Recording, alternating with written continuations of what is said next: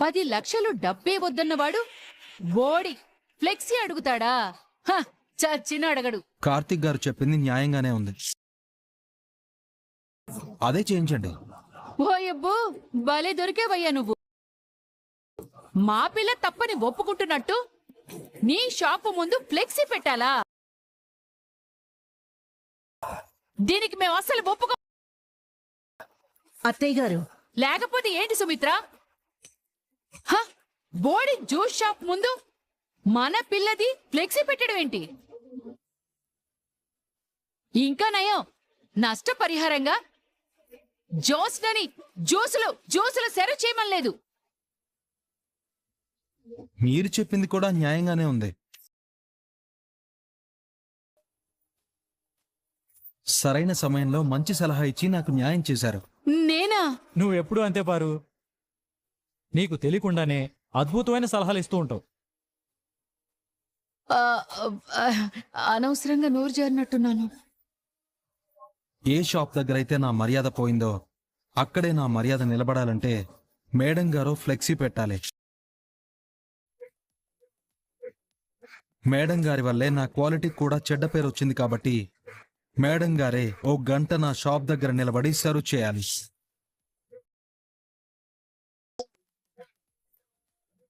అప్పుడే జనం నాది కల్తీ ఫుడ్ కాదు, హెల్దీ ఫుడ్ అని నమ్ముతారు. అదెలా కుదురుతుందయ్యా? నేను కోరుకున్న నష్టపరిహారం ఇదే. ఎలాంటి న్యాయం చేస్తారో మీరే ఆలోచించి చెప్పండి. దీనికి నేను ఒప్పుకోను. దీంట్లో ఒప్పుకోకపోవడానికి ఏముంది పెద్ద మేడం గారు? మీరు ఆల్రెడీ మాజీ మిస్ హైదరాబాద్ మీ ఫ్లెక్సీలు పెట్టామంటే అది మీకే కదా మంచి. పైగా మీకు సోషల్ మీడియాలో 1 మిలియన్ ఫాలోవర్స్ ఉన్నారు. ఒక్క వీడియో తీసి ఆ గ్రూప్లో పోస్ట్ చేసామంటే సమాజ సేవలో మాజీ సుందరి అనే హ్యాష్ట్యాగ్తో సోషల్ మీడియా దద్దరిల్లిపోద్ది. అవునవును, ఈ ఐడియా ఏదో బాగుంది. గ్రానీ, తమరు చేసిన మంచి పనికి న్యాయం చేయాలంటే బ్రదర్ ఇది కాకుండా వేరే దారేదైనా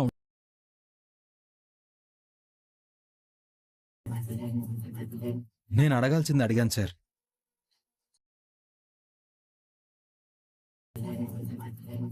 పెద్ద మనిషిగా మీరేం చేస్తారో చేయండి. దశరథ, నువ్వేమంటావు? చేసిన తప్పు తనకి తెలిసి రావాలి కదా. ఏ నిర్ణయం తీసుకుంటారు మీ ఇష్టం.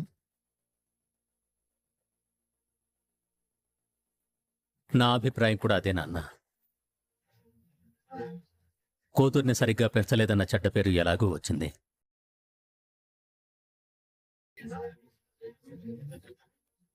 తెలిసిన తర్వాతైనా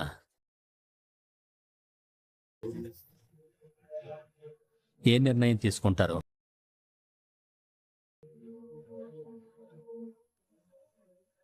సూరజ్ కోరుకున్నట్లుగానే న్యాయం జరుగుతుంది. తాత, నేను చెప్పడం పూర్తయింది, ఇక నువ్వు చేయటమే మిగిలింది. కార్తీక్, చెప్పండి సార్. సూరజ్ కోరుకున్నట్టుగా జరిపించే బాధ్యత నీది.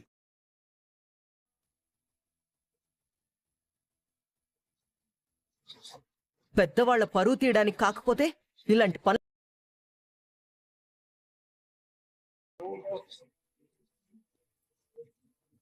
పెద్దయ్య గారు ఆర్డర్ జారీ చేసి వెళ్ళిపోయారు. ఇప్పుడేం చేయాలి బావా? ఇప్పుడు ఈ చలాకీ బాయ్ కార్తిక్ ఏం చేయబోతున్నాడంటే రేపటి కార్యక్రమానికి ఫోటోషూట్తో శ్రీకారం చుట్టబోతున్నాడు. ఫోటోషూట్ ఏంట్రా? ఫ్లెక్సీలు పెట్టాలంటే ఫోటోషూట్ చేయాలి కదా. మరి ఫోటోషూట్ చేయాలంటే కెమెరామెన్ రావాలి కదా. నీకింకా అర్థం కాకపోతే ఎలా పారు. రేపటి కార్యక్రమానికి కర్త కర్మ క్రియ అంతా నేనే. నేనే ఫోటోగ్రాఫర్ని, నేనే కంటెంట్ డిజైనర్ని, నేనే సూపర్వైజర్ని. నువ్వు పెద్ద మాయలోడువని నాకు తెలుసురా. ఇక టైం వేస్ట్ చేయకుండా ఫోటోషూట్కి బయటికి వెళ్దాం. పదండి. బ్రదర్,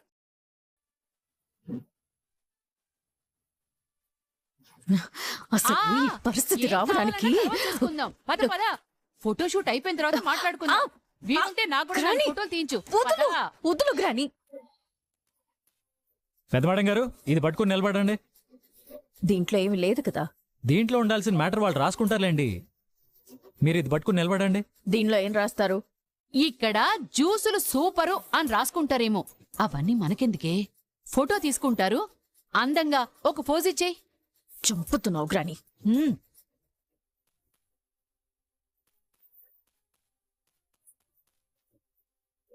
రెడీయా? కొంచెం నవ్వవే. చిచి,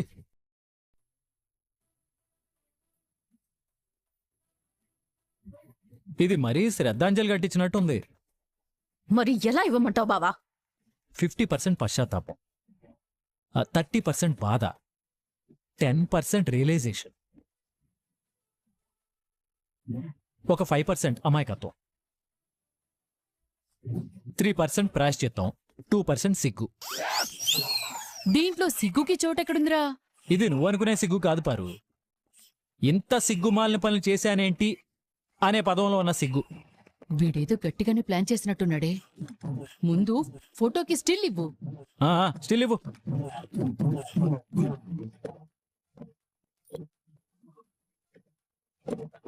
చాలా వన్ మోర్ స్టిల్.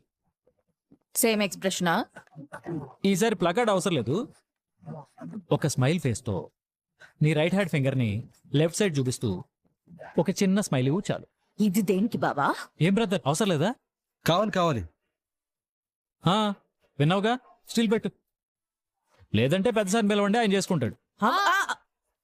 అవసరం లేదు. అది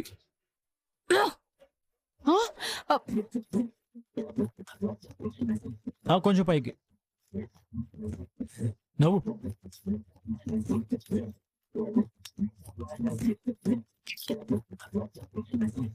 ఓకే, ఫోటో షూట్ అయిపోయింది. ఇక మీరు వెళ్ళొచ్చు. బ్రదర్, ఆ ఫోటోలు నాకు పంపించండి.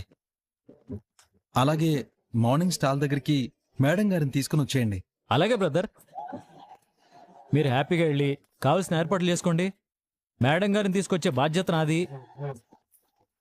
Okay brother.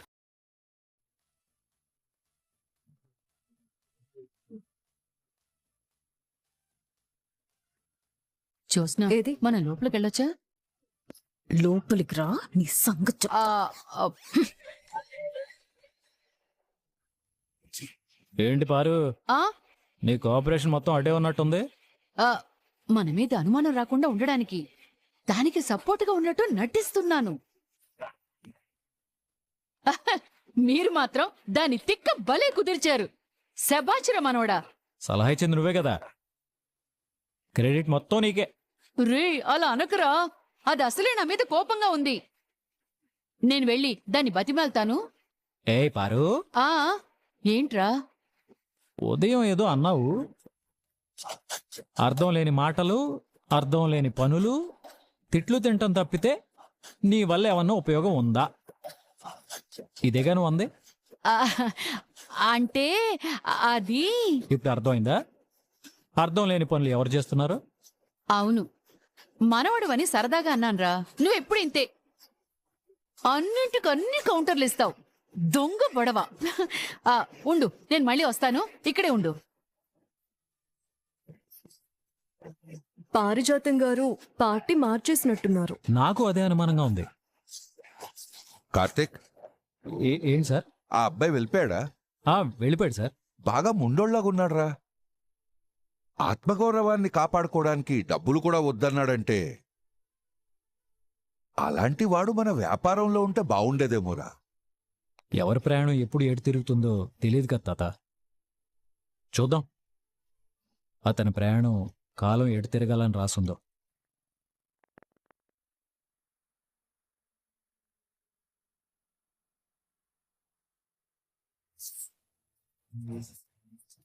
తట్టా బుట్టా సర్దుకుని ప్రపంచ యాత్రకి నన్ను పొమ్మండం కాదు. నువ్వే మూటాముళ్ళు సర్దుకుని ఏ కాశీకో రామేశ్వరానికి పో.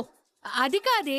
ఏది కాదు, నీకు చేత కాకపోతే నోరు మూసుకుని ఉండాలి. అందరి ముందు మంచి మార్కులు కొట్టేద్దామని అడ్డదిడ్డంగా వాగావు. అది వాడు పట్టుకుని నా ఫ్లెక్సీలు షాప్ ముందు పెట్టించాలని కండిషన్ పెట్టాడు. అక్కడితో ఆగిపోతే సరిపోయేది. నా చేత జ్యూసులు కూడా అమ్మిస్తానని చెప్పావు. అదృష్టం బాగోనప్పుడు అరటిపండు తిన్నా కూడా పన్ను ఎరగడం అంటే ఇదేనే. నీ 32 పళ్ళు ఇరిగినా నాకు అభ్యంతరం లేదు. కాని దరిద్రం ఏంటంటే నువ్వు తింటే నా పళ్ళు ఇరుగుతున్నాయి. అయినా నువ్వు అలాంటోడితో గొడవ ఎందుకే పెట్టుకున్నావు? ఇంటికొస్తాడని తెలియక సారీ చెప్పొచ్చు కదా. అంతకంటే చావడం నయం. ఇప్పుడు చచ్చినంత పనైందిగా. నా ఫ్లెక్సీలు పెట్టుకుంటేనో నేను జ్యూస్ సర్వ్ చేస్తేనో వాడి పరువు నిలబడుతుందని వాడనుకుంటున్నాడు. అసలు నేను వెళ్తే కదా వాడి పరువు నిలబడ్డానికి. రావాలని చెప్పాడు కదా. వస్తానని నేనన్నానా? మరి ఫోటోలకి పోజిచ్చావు. వాడిక్కడి నుంచి పోవడానికి. వెళ్ళకపోతే వాడు మళ్ళీ రేపు వస్తాడే. అంతవరకు నేను సైలెంట్ గా ఎందుకుంటాను గ్రాని? వాడి స్టాలు మళ్ళీ తీయించేస్తావా? సరిపోదు. వాడిని కొట్టిస్తావా? చెప్పలేను. అయ్యో, వాడి జోలికెళ్ళకే. మాటివ్వలేను. గోటితో పోయేదానికి గొడ్డల దాకా తెచ్చుకోవడం అవసరమా? అవసరవే గ్రాని. నాకే తల పొగరంటే వాడికి డబ్బులుంది. డబ్బులొద్దంట. జరిగిన నష్టం డబ్బులతో భర్తీ కాదంట. ఏం చేస్తే నా ఈగో హర్ట్ అవుతుందో వాడు దాన్ని టచ్ చేశాడు. నాకొక విషయం అర్థం కావటం లేదే. ఏంటది? 5 లక్షలు వద్దన్నాడు. నీ ఫోటో మాత్రం కావాలన్నాడు. 5 లక్షలకి మించిన బ్యూటీ నీ ఫేస్ లో ఏముందో నాకర్థం కావటం లేదే. రాణి! అయ్యో, అదే నేననుకో డబ్బులు తీసుకుని పోయేదాన్ని. పోతే పారిజాతం అయ్యేది. పోలేదు కాబట్టే సూరజ్ అయ్యాడు. మరిప్పుడేం చేద్దాం చెప్పవే. వాడేం చేసుకుంటాడో చేసుకుని, నేనైతే వెళ్ళను. అందరి ముందు మాట తీసుకున్నాడు కదా. నా తరఫున మీరు మాటిస్తే నేనెందుకు వెళ్ళాలి? అయితే మళ్ళీ రేపు గొడవేనన్నమాట. గొడవ చేయాలంటే సూరజ్ ఉండాలి కదా గ్రాని. ఏం చేస్తావే? రేపు ఈ పాటికి వాడు ఉండడు, వాడి స్టాలు ఉండదు, అడ్రస్ కూడా దొరకదు. అయ్యో, నువ్వేం చేస్తావని భయంగా ఉంది. మనలాంటి డబ్బున్న వాళ్లతో పెట్టుకుంటే ఏం జరుగుతుందో వాడికి తెలియాలి గ్రాని. తెలిసేలా చేస్తాను. స్వప్న, ఏంటమ్మా? మీ నాన్న సీఈఓగా లేరు కాబట్టి అల్లుడు గారు డ్రైవర్గా చేయాల్సిన అవసరం లేదు.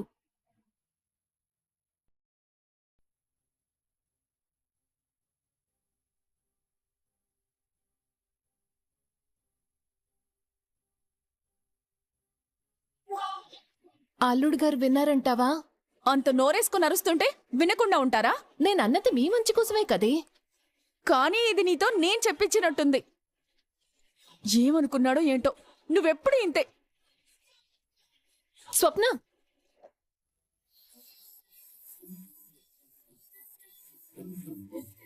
కాశీ, అమ్మ ఇంటెన్షన్ ఏంటి అంటే, మా అమ్మ అయితే ఇలాగే చెప్పుండేది కదా.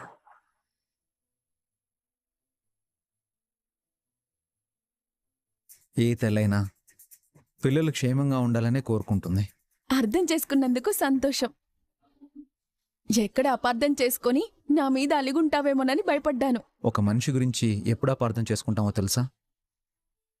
ఆ మనిషి గురించి సగం సగం తెలుసుకున్నప్పుడే. ఏమీ తెలియకపోయినా అపార్థం చేసుకోము, పూర్తిగా తెలిసినా అపార్థం చేసుకోము. ఇప్పుడు నేను ఎలా అర్థం చేసుకోవాలి? నీది నాది అంటూ సపరేట్గా ఏం లేదు తిల్లు. నీ ఫ్యామిలీ మీద నీకెంత బాధ్యత ఉందో నాకు అంతే బాధ్యత ఉంది. కానీ నేను జాబ్ చేయను. ఏం చేస్తావు? రెస్టారెంట్ బిజినెస్ స్టార్ట్ చేద్దాం అనుకుంటున్నాను. చాలా ఖర్చు అవుతుంది. ముందు చిన్నగా ఆన్లైన్లో స్టార్ట్ చేద్దాం. నీ దగ్గర ఏమైనా ఐడియా ఉందా? ఉంది. అదేంటంటే మనం ఇంటి దగ్గరే వంటలు చేసి అందరికీ బాక్సులు పంపిద్దాం. అర్థం కాలేదు కాశీ. సిటీలో ప్రోటీన్ బౌల్ కల్చర్ ఇప్పుడు బాగా పెరుగుతుంది. మనం ఒక యాప్ క్రియేట్ చేసి వీక్లీ ప్యాకేజ్, మంత్లీ ప్యాకేజ్ అని నార్మల్ రేట్స్తోనే పెట్టామనుకో, ఖచ్చితంగా ఆర్డర్స్ వస్తాయి. మనం ఆర్గానిక్ ఫుడ్నే సప్లై చేద్దాం. కాశీ, ఐడియా బ్రహ్మాండంగా ఉంది. ఎప్పుడు స్టార్ట్ చేద్దాం? ఇంకా గ్రౌండ్ వర్క్ చేస్తున్నాను. కంప్లీట్ కాగానే చెప్తాను. All the best Kashi. Thank you Dillu. వీలైనంత త్వరగా దీన్ని మార్కెట్కి తీసుకొస్తాను. ఈసారి నిన్ను ఒంటరిగా వదిలేది లేదు. నేను కూడా నీకు హెల్ప్ చేస్తాను. ఇద్దరం కలిసే బిజినెస్ స్టార్ట్ చేద్దాం. Thank you Dillu. Welcome my dear sweet husband.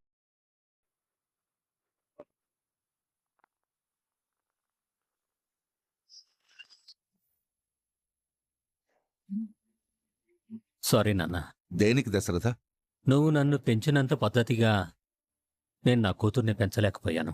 నడవడిక కేవలం తల్లిదండ్రుల పెంపకం మీదే ఆధారపడి ఉండదు దశరథ.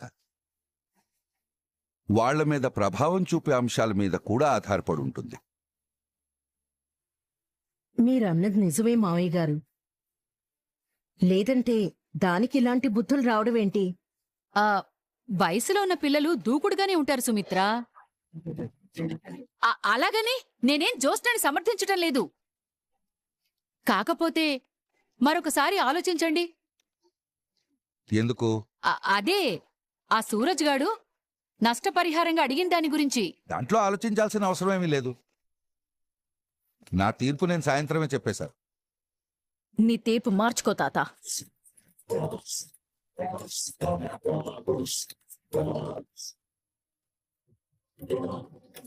ఎందుకు? ఎందుకంటే ఇది నీ మనవరాలి పరువుకి సంబంధించిన విషయం. రోడ్డు మీద గొడవ పడినప్పుడు ఎక్కడ పోయింది నీ పరువు? సోషల్ మీడియాలో జనం దుమ్మెత్తి పోస్తుంటే ఎక్కడ నిలబడింది నీ పరువు? పరువు అంటే జనం దగ్గర పోగొట్టుకునేది కాదు, మన అంతరాత్మ దగ్గర మనం పోగొట్టుకునేది. నీకు ఉదాహరణ చెప్తాను చూడు. నువ్వే తప్పు చేయలేదు, అయినా నిన్ను జనం తప్పు పడుతున్నారు అంటే అప్పుడు నువ్వు కోప్పడవు, అర్థమయ్యేలా చెప్పే ప్రయత్నం చేస్తావు. అర్థం చేసుకోవడానికి ఎదుటి వాళ్ళకి టైం ఇస్తావు. అదే నువ్వు తప్పు చేశావంటే తప్పు పడితే ఓర్చుకోలేవు, నిజాన్ని ఒప్పుకోలేవు. ఎక్కడ ఓడిపోతానన్న భయంతోనే సగం చచ్చిపోతాం. అంటే జనాల కంటే ముందు మనం మన అంతరాత్మకి సమాధానం చెప్పుకోగలిగితే మన పరువు ఎక్కడికి పోదు. ఇక్కడ నీ తప్పులు స్పష్టంగా కనపడుతుంది. నీ కారణంగా ఓ మనిషి నష్టపోయాడు, ఓ నిజాయితీపరుడు బాధపడ్డాడు. ఇప్పుడు నీ పరువు నిలబెట్టుకోవాలి అంటే అతను అడిగిన దాన్ని తప్పించుకోవడం కాదు, అతను అడిగింది చేయడం. నేను చెయ్యను. చేస్తావనే నేను మాటిచ్చాను. మాట వెనక్కి తీసుకోండి. మాటిచ్చింది మీ తాత.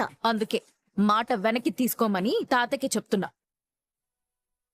సూరజ్ ముందు అన్నింటికీ ఒప్పుకున్నట్టు సైలెంట్గా ఎందుకున్నావు? దరిద్రాన్ని వదిలించుకోవడానికి. నేను ఆర్గ్యూ చేసే కొద్దీ గొడవ పెద్దదవుతుంది తప్ప ఆగదు. నేను సైలెంట్గా ఉంటే వాడే పోతాడు. ఆ టైంలో నాకు అంతకంటే వేరే దారి లేదు. వాడికి ఇస్తానన్న 5 లక్షలు రేపు వాడి షాప్ దగ్గరికి పంపించేయండి. వాడే అర్థం చేసుకుని తీసుకుంటాడు. నువ్వు సీఈఓగా పనికిరావు అనడానికి ఈ ఒక్క ఉదాహరణ చాలు. తాత, ఎస్,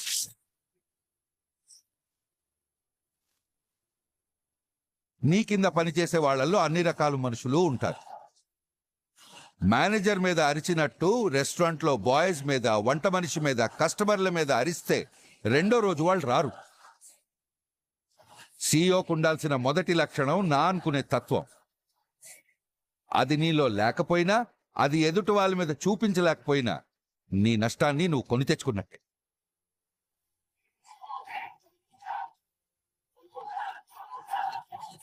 నా ఆస్తులకి మనవరాలుగా ఉండాలనుకుంటున్నావో, నాకు మనవరాలుగా మాత్రమే మిగిలిపోవాలనుకుంటున్నావో అది నీ ఇష్టం. పాఠాలు నేర్చుకుంటేనే పరీక్షలు పాస్ అవుతావు, గుణపాఠాలు నేర్చుకుంటేనే జీవితాన్ని పాస్ అవుతావు. నా తీర్పుని గుణపాఠం కాదు, తప్పుని సరిదిద్దుకునే అవకాశం. దాన్ని నువ్వు వద్దంటే తర్వాత నేను తీసుకునే నిర్ణయాలు నీ మనసుకి తీసుకోవడానికి కష్టంగా ఉంటాయి.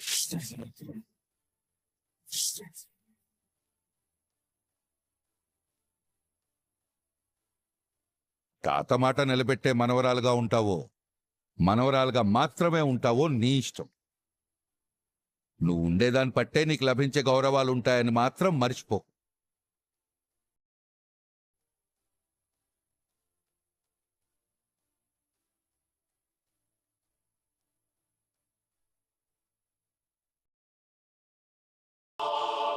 ఇది నీకు హెచ్చరిక లాంటిది. మీ తాత మనసు గెలవడానికైనా నువ్వు వెళ్ళవలసిందే. లేదంటే సీఈఓ పదవి దీపకి, ఆ ఆస్తి కార్తిక్ గడికి రాసేశాడనుకో, నువ్వెవరో బయటపడిందనుకో మన బతుకు చెప్పకూడే. అయ్యో, నా మాట విని వెళ్ళడానికి సిద్ధపడవే. పదా.